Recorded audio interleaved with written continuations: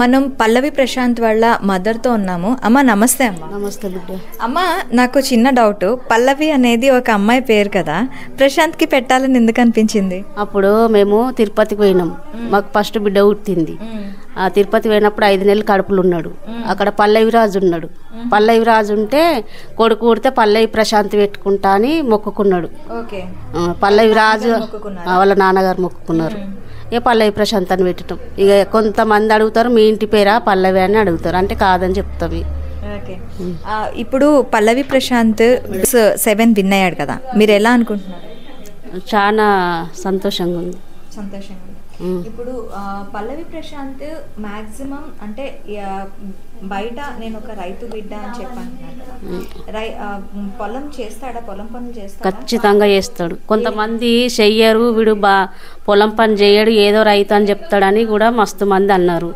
మా కొడుకు తోటి పొలం పని చేయమను, వాళ్ళు చేసింది మా కొడుకు చేసింది చూస్తారు.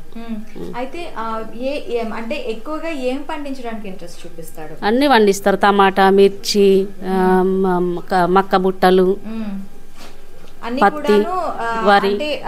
వాణిజ్య పంటలే, వరి అవన్నీ వేస్తాడా? వేస్తారు. వరి కూడా వేస్తారా? వరి కూడా వేస్తాం.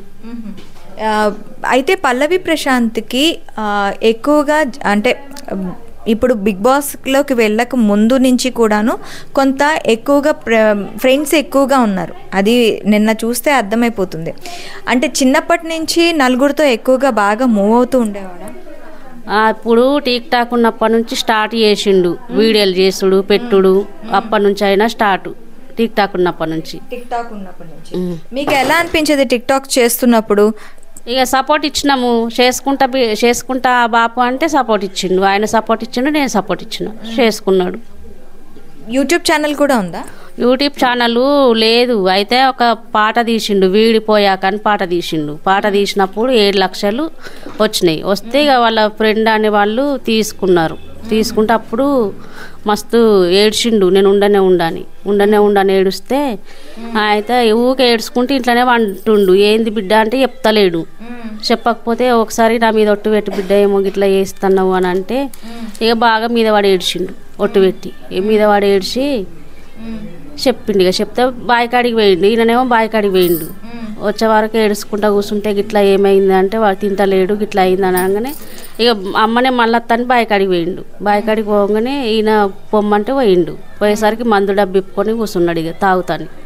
ఏమైంది బిడ్డ గిట్లా కూర్చున్నావు అని అంటే నాకు గిట్లా 7 లక్షలు పోయినాయి బాపు, నేను ఉండా. అప్పుడు మా బిడ్డ కూడా ఇక్కడనే ఉంది, వంటలు చేసినాము, తినలే కూడా మేము కూడా వాళ్ళ కొండి పెట్టుకుంటా. ఇక సాంగ్ తీసినప్పుడు గాలి దుమారం అన్నీ వచ్చినాయి, స్తంభాలు కూడా ఇరిగిపోయినాయి. వెళ్తిరికి ఒక డిజిలీ క్యాన్ కూడా అయిపోయింది, డిజిలీ మంట పెట్టదు అందుకు. అయితే ఇక పాట తీసినాక అట్లా చేసినాక ఇక నా మీద ఫస్ట్ నాకు పోసి తర్వాత నువ్వు తాగు బిడ్డ, నువ్వు పోయినాక నేను ఎందుకు ఉండని ఇక ఇద్దరు అయ్య కొడుకుల మీద వాడు ఏడ్చిర్రు. బుధగారిచ్చి ఇంటికి తోలుకొచ్చిండు, నీకేం కావాలని అడిగిండు. నష్టపోయిండు. ఇక నష్టపోయే నేను బతకానంటే ఏం కావాలి బిడ్డ నీకు, నువ్వు పోయినాక నాకెందుకు, ఫస్ట్ నువ్వు నాకు పోసినాక తర్వాత నువ్వు తాగని ఇద్దరు ఏడ్చి ఇంటికి తోలుకొని వచ్చిర్రు.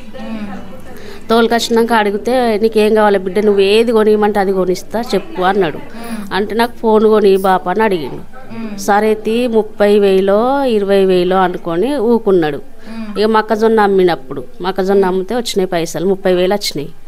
30,000 వస్తే ఆయనతో 10,000 ఈయన తీసుకొని 20,000 ఇచ్చిండు. బాపు నాకు ఇది వద్దు, ఆపిల్ ఫోన్ కావాలన్నాడు. అంటే ఎంత బిడ్డ అంటే 1,80,000 చెప్పిండు. అంటే గిన్ని పైసలు నేను ఎడికెళ్ళి తేవాలి బిడ్డ అంటే ఇక నాకు కొనిత్తన్నావు కదా బాపు. ఇక కరెక్ట్ 20 రోజులు అంటే 20 రోజులకే అడిగిండు. ఇక మధ్యలో అడగలే. బాయికాడికి మంచిగా పని చేస్తాడు, మంచిగా వీడియోలు పెట్టుకుంటుండు, మంచిగా నవ్వుకుంటా ఉంటుండు. ఇక కరెక్టే అడిగేసరికి ఇప్పించిండు. ఇక అప్పుడు పంట షిట్ వేస్తాం మేము, ఎప్పుడైనా రైతులు అందరూ పంట షిట్ వేసుకుంటారు. ఆ పంట షిట్ ఎత్తుకొచ్చి ఫోన్ కొనిచ్చిండు. ఇక అప్పటి నుంచి మంచిగా పని చేసుకుంటా వీడియోలు పెట్టుకుంటున్నాడు. ఇక బిగ్ బాస్లకు ఎప్పుడు కానీ బిగ్ బాస్ అనేది చూడకపోయేది. ఇక బిగ్ బాస్ పెట్టు నాని అంటే కూడా నేను సినిమా పెట్టుకుంటా అన్ను. ఇక అందరూ నువ్వు బిగ్ బాస్ చూసి వచ్చినావురా, నువ్వు చూసి ఆడుతున్నావురా, 2 మోకాలు రా, 2 నాలుకేళ్ళు రా అన్నా కానీ పట్టించుకోలే మా కొడుకు. పట్టించుకోక ఇక వాడికి ఇప్పుడు ఎవరైనా తిట్టినా కూడాను చాలా మందికి కోపం వస్తుంది, కానీ ఎక్కడా కూడాను ప్రశాంత్కి కోపం రాలేదు. ఎందుకంటారు? అంటే చిన్నప్పటి నుంచి అంతేనా ప్రశాంత్? చిన్నప్పటి నుంచి అంతే. వాళ్ళని అంటే కూడా పట్టించుకోకపోయేది. ఇంటికి వచ్చి జర డల్గా ఉండి సపరేక వండుకునేది. ఏంది బిడ్డ అంటే కూడా వాళ్ళకి ఇట్లా అన్నారు అట్లా అన్నారు మనసులోనే పెట్టుకునేది, కానీ బయటకు అనకు మనసులో పెట్టుకును. ఏ వాళ్ళన్నా బయటకు పోయి వీడు పిచ్చోడు గట్లనే తీస్తాడు, వీడు ఎందుకు వీడియోలు పనికి రాక వీడియోలు తీస్తాడు అది ఇది అన్నా కానీ పట్టించుకోకపో, నవ్వుకుంటూ ఉండేది. కానీ మనసులో పెట్టుకుని వీళ్ళు అట్లా అన్నారు గిట్లా అన్నారు అని మనసులో పెట్టుకునేది, కానీ బయటకు చెప్పకు. దోస్తులు ఉన్నారా ప్రశాంత్కి? పిచ్చి దోస్తులు ఉన్నారు. వస్తుంటారు ఇంటికి? వస్తుంటారు. ఇప్పుడు కూడా మా కొడుకు బిగ్ బాస్లోకి పోయినప్పుడు ఏడికి పోయినా కానీ ఏర్పడి ఫోటోలు దిగుతురు, సెల్ఫీ తీసుకుంటారు, ఫోటోలు దిగుతురు. ఇప్పుడు ప్రశాంత్ అంటే బిగ్ బాస్కి వెళ్ళక ముందు వాళ్ళ ప్రశాంత్ వాళ్ళ అమ్మ ఒకలా ఉండేవారు. ఇప్పుడు ప్రశాంత్ వాళ్ళ అమ్మకి ఒక ఊర్లో ఒక గౌరవం ఉంది. బిగ్ బాస్కి వెళ్ళిండు, మంచి టైటిల్కి తెచ్చిండు, వాళ్ళ అమ్మకి మంచి పేరు ఇచ్చిండు అని ఒక ఇది ఉంది. మిమ్మల్ని ఎలా చూస్తారు ఊర్లోకి వెళ్తే?